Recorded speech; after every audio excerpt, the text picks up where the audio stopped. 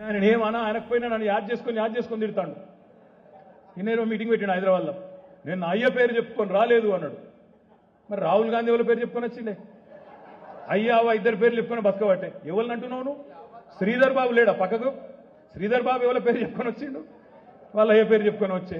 దామోదర్ రాజనరసింహ వాళ్ళ పేరు చెప్పుకొని వచ్చిండు? వాళ్ళ అయ్య పేరు చెప్పుకొని వచ్చే. పక్కకున్న కోమటిరెడ్డి రాజగోపాల్ రెడ్డి ఎవరి పేరు చెప్పుకొని వచ్చిండు? వాళ్ళ అన్నగాని పేరు చెప్పుకొని వచ్చే. ఇంకో కొద్దిగా పక్కకున్న బట్టి విక్రమార్క ఎవరి పేరు చెప్పుకొని వచ్చిండు? మళ్ళీ అనంతరాములు వాళ్ళ అన్న పేరు చెప్పుకొని వచ్చిండు. సుట్టేమో మొత్తం వాళ్ళని పెట్టుకుంటావు. ఇవాళ నువ్వు వచ్చి మాట్లాడితే గొంగళ్ళలో కూర్చొని ఇంటికి ఎరినట్టు అయ్య పేరు చెప్పుకొని రాలే. ఎస్, మా అయ్య పేరు కేసీఆర్. బరాబర్ వచ్చిన ఉద్యమంలో వచ్చిన బిడ్డ, బరాబర్ వచ్చిన ఉద్యమంలో వచ్చిన నేను. నీ లెక్క ఆంధ్రోళ్ళ బూట్లు నాకి వాళ్ళ సంచులు మోసి దొంగ పనులు చేసి రాలే నేను రాజకీయాల్లో. బరాబర్ వచ్చిన 5 సార్లు ఎమ్మెల్యేకి గెలిచిన. ఒకసారి కాదు 5 సార్లు ఎమ్మెల్యేకి గెలిచిన. నీ లెక్క రాంగ్ రూట్లో రాలే. నీ లెక్క ఆంధ్రోళ్ళ బూట్లు నాకి సంచులు మోసి సౌట పనులు చేసి ఒక పాటలకి జంపులు కొట్టి దిక్కుమాల పనులు చేసి రాలే నేను. ఎస్, మా అయ్య ఉద్యమ నాయకుడు, తెలంగాణ బాపు కేసీఆర్. బరాబర్ వచ్చినాక అరే వచ్చినాం. ఒకసారి గెలిచినా సిరిసిల్ల, నిజంగా నేను శాతగానం అయితే సిరిసిల్ల మళ్ళీ గెలిపిస్తారా?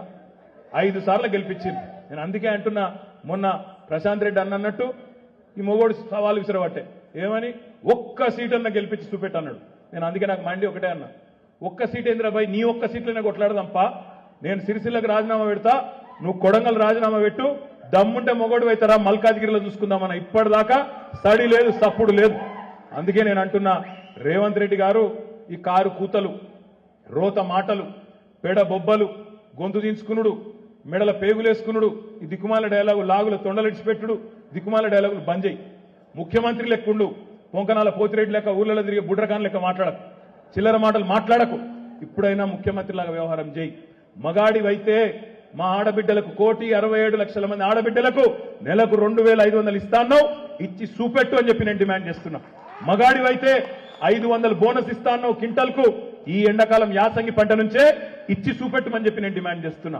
మగానివైతే 2 లక్షల రుణమాఫీ అన్నావు కదా, చేసి చూపెట్టు. ఎలక్షన్ కోడ్ రాకముందే మొగోనివైతే ఆ పని చేయి. ఇదేది శాత కాదు. తెల్లారు లేస్తే కేసీఆర్ని తిట్టాలి.